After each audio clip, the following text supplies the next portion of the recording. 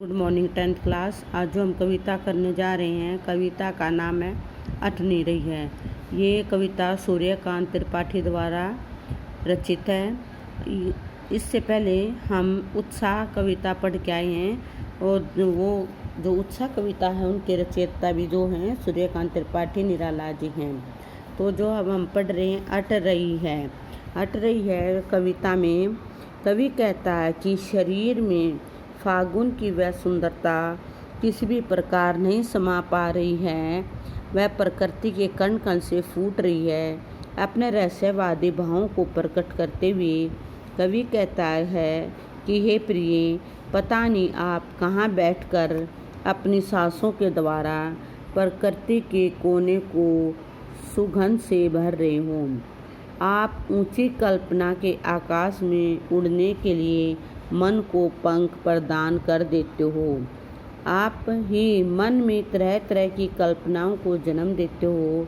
आपकी सुंदरता ही सब तरफ व्याप्त है। वह अत्यधिक आकर्षक और सुंदर है।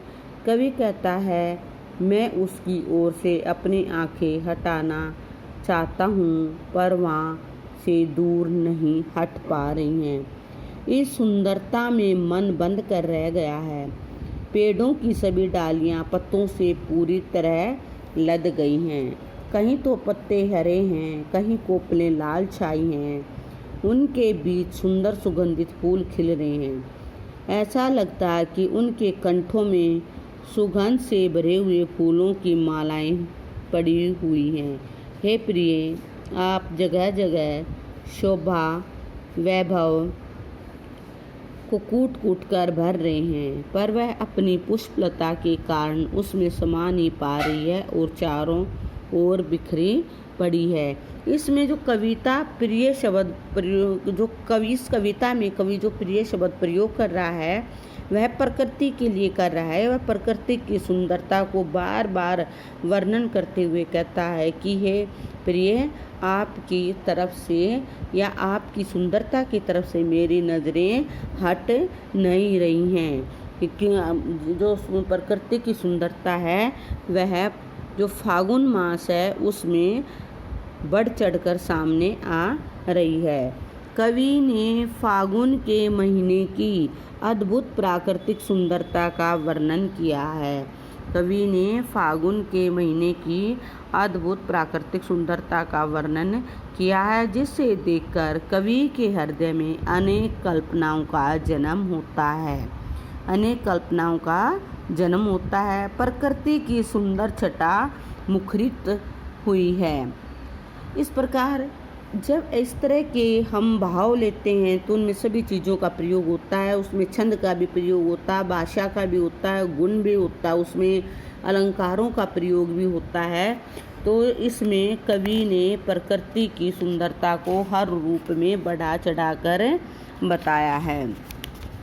और जैसे कवि ने छायावाद की खास विशेषता है कि अंतर्मन के भावों को बाहर की दुनिया में से सामंजस्य से बिठाना।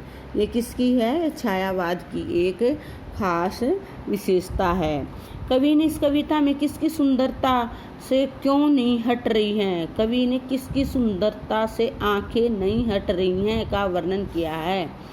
अज्ञात सत्ता रूपी कवि के प्रियतम प्रभु फागुन की सुंदरता के कण कण में व्याप्त है। उनके श्वास के द्वारा प्रकृति का कोना कोना सुगंधित है।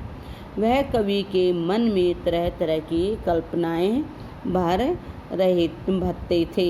उनमें विशेष आकर्षण था जिससे कवि अपनी आंखें नहीं हटाना चाहता था या उनकी दृष्टि नहीं हट रही थी।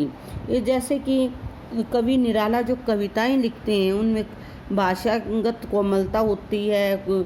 हर एक चीज़ का कोमलता के साथ वर्णन होता है। सब जो शब्द योजना है उनका मधुर होता है, मधुर बिंब होता है।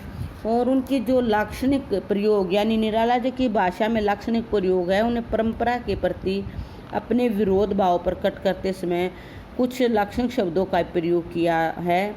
संगीतात्मक, चित्रात्मक, लोकगीतों जैसी भाषा, मुक्तक छंद यानी जो कविता अट नहीं रही, इसमें कवि ने इन सभी चीज़ों का वर्णन किया है। तो इसमें क्या है, बसंत ऋतु की शोभा का उल्लेख किया गया है, जिसमें प्रकृति अपने सुंदरता के यौवन पर खड़ी है। ओके।